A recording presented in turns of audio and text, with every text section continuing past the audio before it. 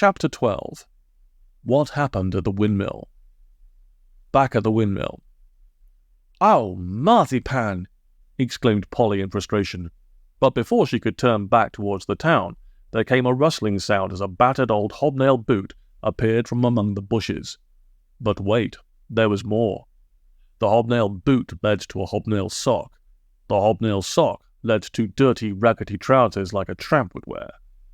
The trousers led to a shabby jacket too disgraceful even for a tramp. The jacket led to a scruffy red beard.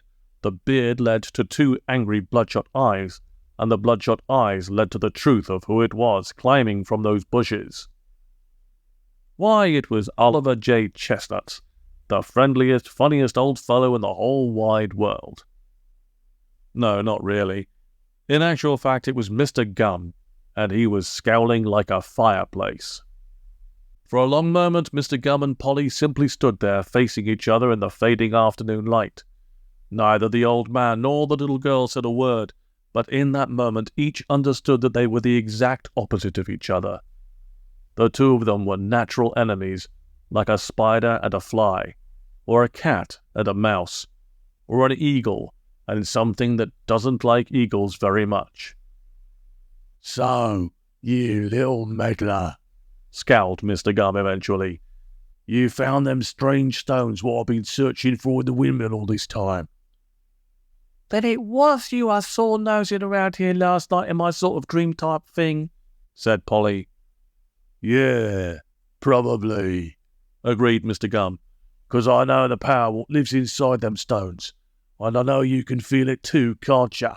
he continued slyly, inching towards Polly in his hobnail boots. "No," said Polly, but she was shaking all over. Mr. Gum was right. She could feel the power growing stronger by the second. "Give in, little girl," murmured Mr. Gum, coming closer still. "Give in and join forces with me." "No way," said Polly, but her voice was unsteady. The stones felt very heavy and hot in her hand, and it was hard to think straight. "Give in," wheedled Mr. Gum. "Together we'll take them stones up into the windmill, and then just imagine how powerful we'll be." "No, Mr. Gum, I'm not like you," gasped Polly weakly, but the stones were whispering worse than ever. "Give in to Mr. Gum, and you can have anything you want," they whispered. "Anything at all." And now the stones were showing Polly things, filling her head with visions of incredible power. She saw herself as an evil queen, powerful and tall, with a robe and everything. The world was hers to command. She had only to lift a hand and mountains would crumble into the sea. She had only to raise a finger and cities would crumble into the sea. She had only to say a word and forests would crumble into the sea. Basically, she could make things crumble into the sea if she fancied. That's how powerful she was.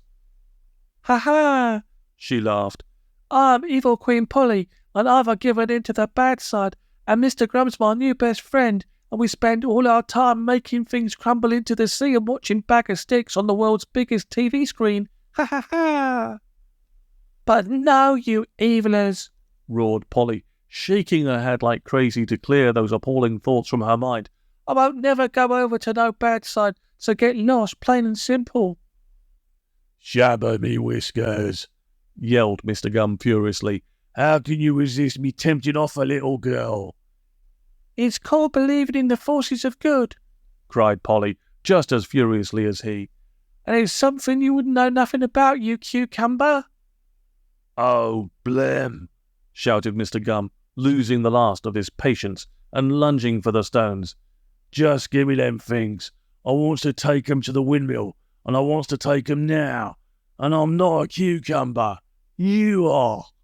And with that, it was chasing time.